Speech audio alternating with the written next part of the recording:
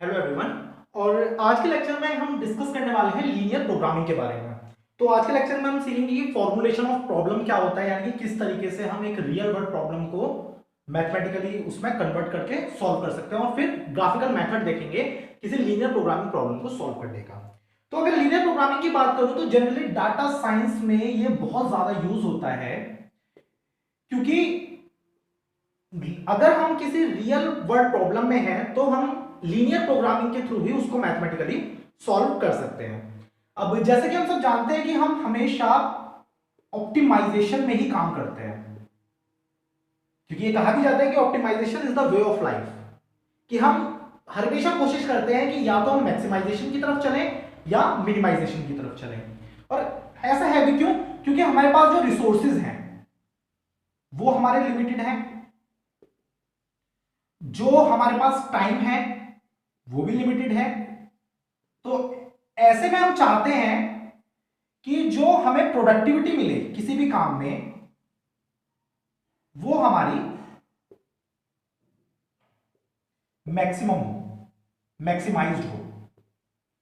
अब जनरल सा एग्जांपल लूं, सपोज कीजिए कोई कंपनी है तो वो हमेशा क्या कोशिश करते हैं कि भाई उनके पास जितने भी रिसोर्सेज है, फिर चाहे वो मैन पावर हो चाहे वो उनका रॉ मटेरियल हो, वो रिसोर्सेज कम से कम यूज करें, कम से कम टाइम में मैक्सिमम प्रॉफिट देने की कोशिश करें और लॉस को मिनिमाइज करने की कोशिश करें। इसी तरीके से अगर स्टडी का सबसे बेस्ट एग्जांपल लो, स्टडी का आज का स्टूडेंट किस तरीके से स्टडी करते हैं, हम सभी कोशिश करते हैं कि हम कम से कम टाइम में मैक्सिमम से मैक्सिमम, ज्यादा से ज्यादा अपना टॉपिक क्लियर कर सकें। तो हम हमेशा ऑप्टिमाइजेशन में ही काम करते हैं। We always deal with optimization. इसीलिए आप ये यूट्यूब वीडियो भी देख रहे हैं कि कम से कम टाइम में ज्यादा से ज्यादा टॉपिक क्लियर हो सके। तो अगर इस वीडियो में और साथ ही लीनियर प्रोग्रामिंग में अगर आपको डाउट है तो एंड तक मेरे साथ बने रहिएगा। इसकी सीरीज के भी मैं सीरीज शुरू कर रहा हूं, लीनियर अलजेब्रा और इंटीग्रल कैलकुलस की तरह ही, जिसमें मैं आपके सारे टॉपिक्स बिल्कुल क्रिस्टल क्लियर कर दूंगा यहाँ पे। तो जनरली जो हमारा आज का है कि फॉर्मुलेशन ऑफ प्रॉब्लम, कि प्रॉब्लम को किस तरीके से फॉर्मुलेट करें। तो पहले लीनियर प्रोग्रामिंग के बारे में बताऊं तो लीनियर प्रोग्रामिंग में मेनली यही होता है कि हम रियल वर्ल्ड प्रॉब्लम को मैथमेटिकली सॉल्व करने की कोशिश करते हैं। जैसे आपको एक छोटा सा एग्जांपल देता हूं, सपोज कीजिए ये आपका घर है, यहां से करीब थोड़ी दूरी पर एटीएम है, ये वहीं एटीएम के जस्ट पास ही राशन शॉप है, और इधर की तरफ कहीं मिल्क शॉप है।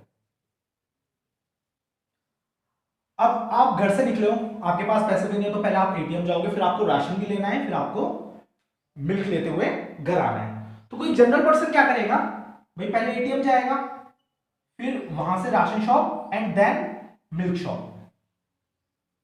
या फिर कोई ऐसा भी कर सकता है कि पहले एटीएम जाए, फिर मिल्क शॉप जाए, फिर वापस एटीएम, फिर राशन शॉप, फिर घर आए। नहीं, बिल्कुल नहीं। क्यों? क्योंकि ऐसा इसलिए है कि ये जो आपका रूट है ये इस तरीके से है कि अगर आप अपने व्हीकल से निकले हो, सपोज कर लीजिए हम ये बोल देते हैं कि भाई इसका डिस्टेंस 2 किलोमीटर और ये दोनों इतने पास पास है, सपोज 50 मीटर इनके बीच का डिस्टेंस है, ये 3 किलोमीटर, और यहां जो डिस्टेंस है वो अराउंड 5 किलोमीटर है।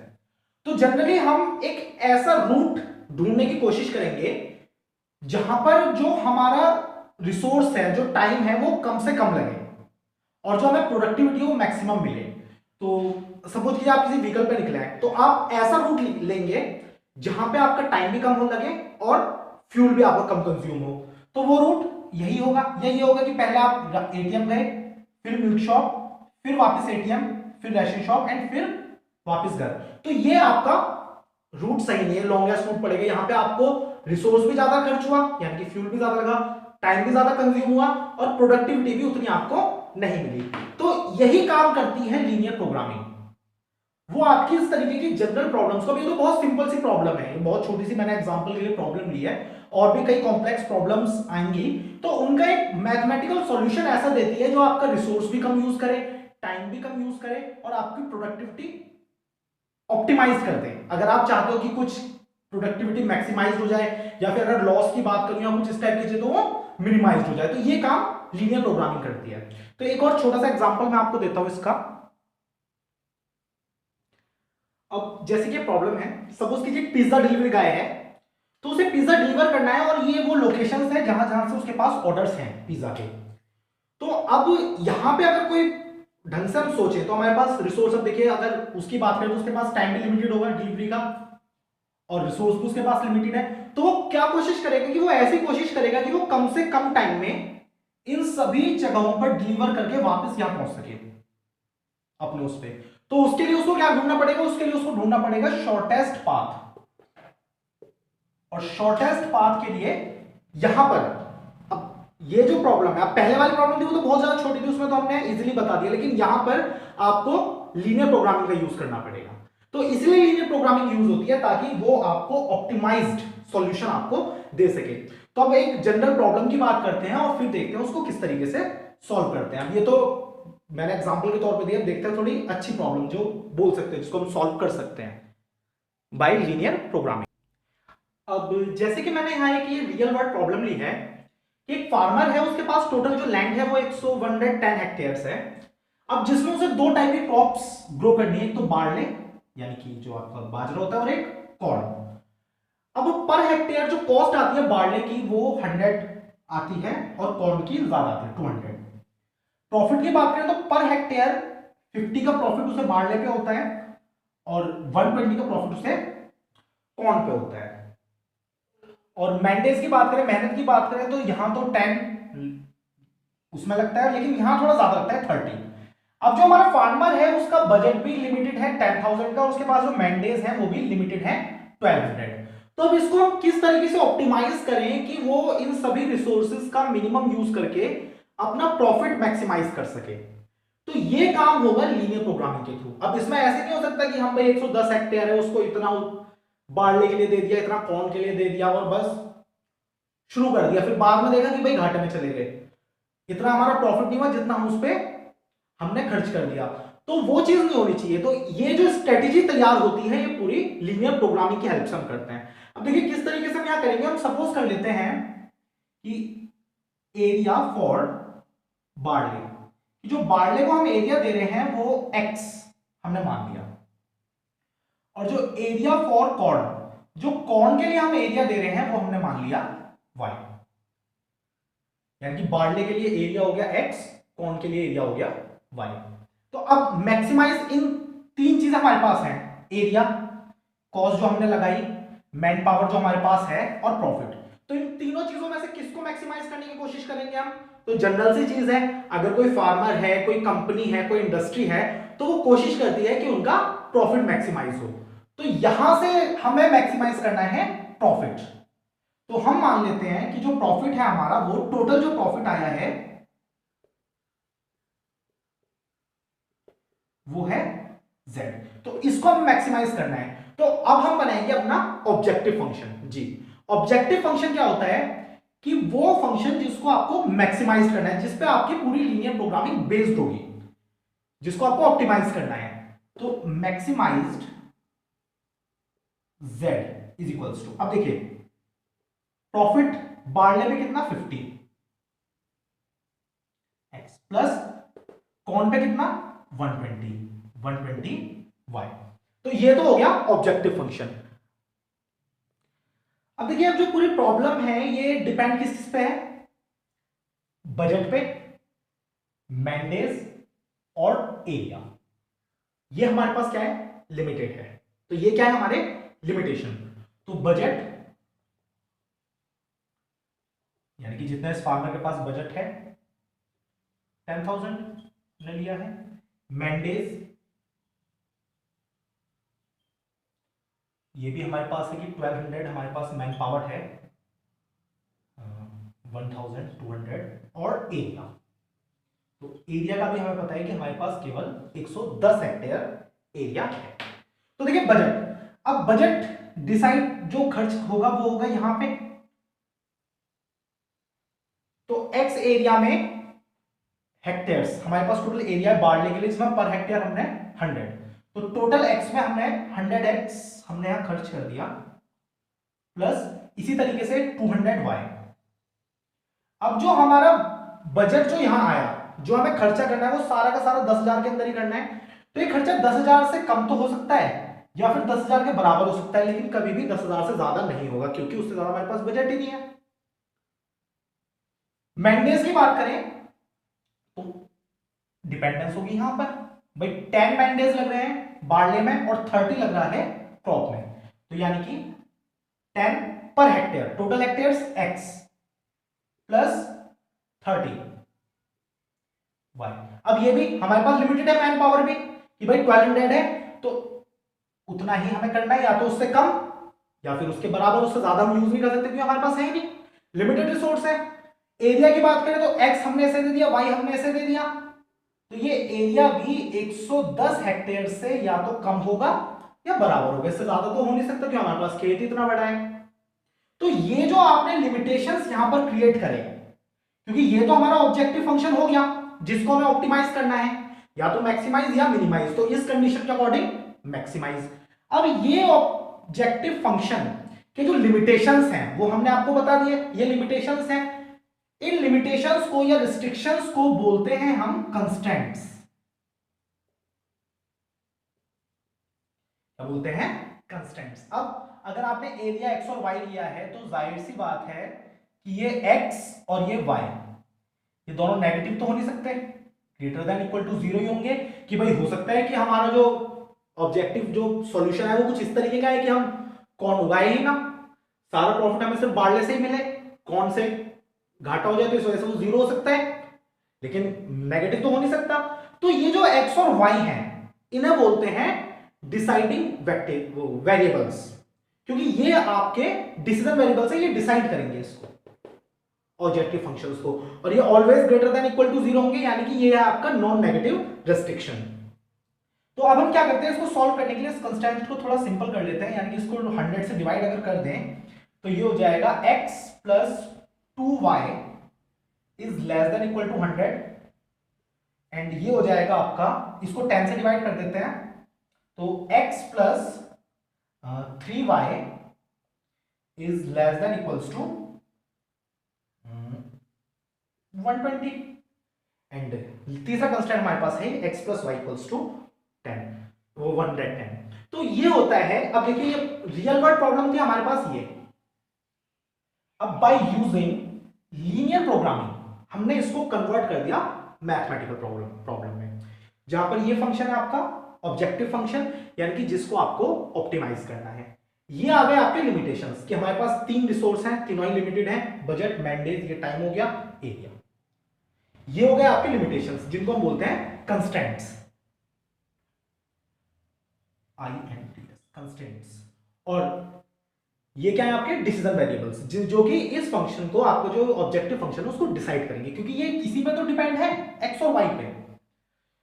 तो यहां पर 2 वेरिएबल हैं x और y, तो मेनली हमारे पास 2 वेरिएबल है, तो 2 वेरिएबल में सॉल्व करने का जो सबसे सिंपल मेथड होता है वो होता है ग्राफिकल मेथड। क्योंकि ग्राफिकल मेथड में हम जनरली एक ग्राफ बनाते हैं, 2D प्लेन में ग्राफ बनाते हैं, 2D प्लेन हमें पता है केवल 2 वेरिएबल चलते हैं उसमें, तो उसका हम यहाँ यूज करेंगे ग्राफिकल मेथड। तो आइए सॉल्व करते हैं इस प्रॉब्लम को बाय यूजिंग ग्राफिकल मेथड। अब आपको यह भी क्लियर हो जाएगा किस तरीके से ग्राफिकल मेथड आपको यूज करना है। अब देखिए हमने यहां लिख दिया है अपना जो हमारे पास अब तक का डाटा था कि हमारा ऑप्टिमाइजेशन फंक्शन था, सब्जेक्टिव टू ये हमारे कंस्ट्रेंट आ गए और ये हमारा नॉन नेगेटिव रिस्ट्रिक्शन। ग्राफ मैंने बना लिया है जिसकी हेल्प से हम इसको ग्राफिकली सॉल्व करेंगे जिस पर। तो जनरली जो हमें ग्राफ प्लॉट करने हैं उसके लिए हम केवल इन कंस्ट्रेंट्स को ही प्लॉट करेंगे, ऑब्जेक्टिव फंक्शन से अभी हमारा कोई लेना देना नहीं है जब आप ग्राफ बनाते हैं। तो जैसे मैं पहला कंस्ट्रेंट लेता हूं x plus 2y is less than equals to 100, तो अब आपको स्ट्रेट लाइन को प्लॉट करना आती होगा इसको, अब नहीं भी आता हो बता दूं एक बार, अगर आप x की जगह 0 रखते हैं तो y की वैल्यू क्या आ जाएगी, अभी आप ये भूल जाइए कि यहाँ पे इनइक्वालिटी है, इसको अभी आप ट्रीट कीजिए as a equal to sign. तो अगर आप x को 0 करते हैं तो y की वैल्यू आ गई आपकी 50, और अगर आप y को 0 करते हैं तो x की वैल्यू आ गई आपकी 100। तो जो पहला ग्राफ आपका प्लॉट होगा वो कुछ इस तरीके से प्लॉट होगा कि y0 तो x100 यानी कि यहां, और x0 तो y50 यानी कि 40 और 60 के जस्ट बीच में। तो इसको इस तरीके से हमने ज्वाइन कर दिया। तो ये आ गई हमारी पहली लाइन जो कि है पहला कंस्टेंट है हमारा x plus 2y is less than equals to 100। तो अब यहां पे अगर रीजन देखें तो रीजन किस तरीके से चेक किया जाएगा कि भाई हम हमें पता है कि भाई लेस देन इक्वल टू है, इक्वल टू तो है नहीं जो सॉल्यूशन इस लाइन पे हो, लेस देन है तो आप क्या कीजिए लाइन के या तो नीचे का कोई पॉइंट उठाइए या ऊपर का। अब सपोज कीजिए इस लाइन के नीचे मुझे ये पॉइंट यहां मिल रहा है 20,20। तो अब आप इसको अगर यहां रखते हैं तो x की जगह 20 रखा प्लस 2 इंटू 20 में यानी कि 40 कितना आ गया 60, लेस देन है 100 से, तो यानी कि इस पॉइंट के लिए बात ट्रू हो गई। तो ये आपका रीजन है जहां पर आपका सॉल्यूशन बिलोंग करेगा, ऑप्टिमाइजेशन रीजन इसको बोलते हैं जिसमें आपका सॉल्यूशन बिलोंग करेगा। अब अगर सपोज कीजिए कि अब आपने अगर सपोज कीजिए इसके ऊपर का एक पॉइंट ले लिया यहां पे, तो मान लीजिए हमने पॉइंट ले लिया 100,60, ये पॉइंट हमने ले लिया, देखिए 100 और 60 लाइन के ऊपर जा रहा है। तो अगर वैल्यू रखते हैं तो x 100 प्लस 2 इंटू 60 यानी कि 120 कितना हो गया 220। क्या ये 100 से छोटा लेस देन इक्वल टू है नहीं, तो यानी कि ऊपर वाले पॉइंट के लिए बात गलत प्रूफ हुई, जो हमारी कंडीशन था वो लाइन के नीचे वाले पॉइंट के लिए तो ट्रू है लेकिन ऊपर वाले पॉइंट के लिए फॉल्स है। तो जिधर की तरफ फॉल्स है उधर की तरफ हमारा रीजन नहीं होगा, जिधर की तरफ ट्रू है वहां हमारा रीजन होगा। तो हमने देखा नीचे का एक पॉइंट उठाया वहां ट्रू हो गया, इसलिए हमने नीचे की तरफ अपना शेड कर दिया कि ये हमारा ऑप्टिमाइजेशन रीजन है। अब सेकंड कंस्ट्रेंट देखें अगर, जो कि है आपका x plus 3y is equals to 120। यहां पे अगर आप x लेते हैं 0 तो y हो गया आपका सीधा सीधा कितना हो गया, ये हो गया 40, और अगर आप y लेते हैं 0 तो x हो गया आपका सीधा सीधा 120, यानी कि यहां और 40 यहां। तो इस तरीके से आपका दूसरा कंस्ट्रेंट प्लॉट कर दिया आपने लाइन स्ट्रेट इस तरीके से, तो ये हो गया आपका x plus 3y is less than equals to 120। अब लास्ट कंस्ट्रेंट क्या था x plus y equals to 110। अगर इस कंस्ट्रेंट के लिए देखें तो इस कंस्ट्रेंट के लिए भी हम उसी टेक्निक से जाएंगे, तो यही आएगा हमारा एरिया नीचे की तरफ ही ऐसे। अब देखिए third constraint x plus y is less than equal to 110। तो ये तो क्लियर है कि भाई यहां पे भी 110 और यहां पे भी 110।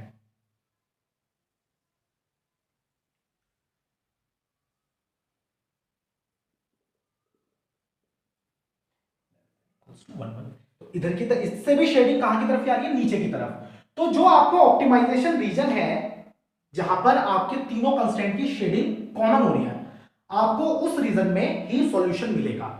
वही होता है आपका फिजिबल रीजन जहां पर आपको सॉल्यूशन मिलना है। तो वो जो है आपको ये मिल रहा है, देखिए ध्यान से ओ ए बी बी और ये सी। अब देखिए मैंने इसको क्यों नहीं कॉमन लिया, क्योंकि देखिए ये जो रीजन है इसमें केवल इस लाइन की और इस लाइन की शेडिंग है, नीचे वाली लाइन की नहीं है। लेकिन ये वाला जो रीजन है इसमें देखिए इसकी भी शेडिंग आ गई, इसकी भी शेडिंग आ गई और इसकी भी, ऑप्टिमल रीजन यही आएगा। तो आपका जो सॉल्यूशन आया वो क्या आया, ये reason O A B C. अब देखिए ओ के कोऑर्डिनेट हमें पता है 0,0, सी के कोऑर्डिनेट हमें पता है 0,100, ए के भी कोऑर्डिनेट हमें पता है 40 सॉरी ये होगा 100,0 एक्स एक्सिस पर है, और ये हो जाएगा 0,40। बी के निकाले तो देखिए बी दो कंस्ट्रेंट से मिलकर बना है आपका, एक x प्लस 3y 120 इस लाइन से, और दूसरा ये वाली लाइन हो गई, और दूसरी है x प्लस 2y 100। सॉल्व कर लीजिए इनको, ये कैंसिल, y बराबर कितना आ गया 20 और x बराबर कहीं भी रख दीजिए वैल्यू, ये कितना हो जाएगा 60। तो ये जैसे आपका 60 हुआ उधर जाके माइनस, तो x की वैल्यू कितनी आ गई 60। तो ये जो b के कोऑर्डिनेट आ गए वो आ गए आपके 60,20। अब देखिए अब हमने बेसिक फिजिबल रीजन तो अपना फाइंड कर लिया, यानी कि वो रीजन जिसमें हमारा सॉल्यूशन एग्जिस्ट करेगा, फिजिबल रीजन। तो अब देखते हैं कि इस फिजिबल रीजन जो हमने फाइंड करा इसकी हेल्प से सॉल्यूशन किस तरीके से हमें मिलेगा अपनी इस प्रॉब्लम का। तो बहुत लास्ट स्टेप है, 2 सेकंड का काम बचा है बस, और आपके प्रॉब्लम का सॉल्यूशन आपके पास होगा अभी। देखिए कंस्टेंटली हम क्या करेंगे, सबसे पहले सॉल्यूशन के लिए एक टेबल यहां ड्रॉ करेंगे जहां पर ये आ जाएंगे आपके सॉल्यूशंस z, जो कि आपकी वैल्यूज आप जहां रखेंगे, यानी कि z बराबर हमारा क्या है 50x प्लस 120y। तो पहला सॉल्यूशन क्या है 0,0, तो ये क्या हो गया 50 इंटू 0 प्लस 120 इंटू 0, यानी कि 0। दूसरा सॉल्यूशन ए 0,40, यानी कि 50 इंटू 0 प्लस 120 इंटू 40, ये हो गया 0048, 4800। तीसरा है 60,20, यानी कि 50 इंटू 60 प्लस 120 इंटू 20। तो देखिए ये कितना हो गया 3000, 50 इंटू 60 और 120 इंटू 20 हो गया 2400, यानी कि कुल मिला के आ जाएगा आपका 5400। और लास्ट क्या है आपका 100,0, 50 इंटू 100 प्लस 120 इंटू 0, यानी कि 5000। तो आप ये देख लीजिए कि इन तीनों में से मैक्सिमम कौन सा है, क्यों, क्योंकि आपका जो ऑब्जेक्टिव फंक्शन है वो मैक्सिमाइजेशन का है। तो ये आ गया हमारा मैक्सिमम 5400। किस तरीके से कि x जो है वो तो है आपका 60 हेक्टेयर्स और जो y है वो है आपका 20 हेक्टेयर्स, यानी कि वो अगर अपनी पूरी लैंड 110 हेक्टेयर्स का एरिया यूज ना करके केवल ये 80 हेक्टेयर्स का एरिया यूज करे, सिर्फ और सिर्फ 80 हेक्टेयर्स, जिसमें 60 हेक्टेयर्स में वो बार्ले का प्रोडक्शन करे और 20 हेक्टेयर्स में वो कॉर्न का प्रोडक्शन करे, तो उसका उसका जो प्रॉफिट होगा वो मैक्सिमाइज्ड हो जाएगा, प्रॉफिट मैक्सिमाइज्ड हो जाएगा। तो देखिए यही है सॉल्यूशन। जनरली हम क्या करते हैं, अगर लीनियर प्रोग्रामिंग की हेल्प ना लेते तो हम उस पूरे लैंड का यूज करने की कोशिश करते जहां पर कंडीशन ये हो सकती थी कि हमें लॉस भी हो सकता था, लेकिन यहां से जो हमारा ऑप्टिमल सॉल्यूशन निकला है, तो ये जो आपका फाइनल सॉल्यूशन आएगा इसे ही बोलेंगे ऑप्टिमल सॉल्यूशन, क्योंकि इस सॉल्यूशन ने आपका जो प्रॉफिट था वो ऑप्टिमाइज कर दिया। और ऑप्टिमाइज कहां करा है, मैक्सिमाइजेशन के लिए।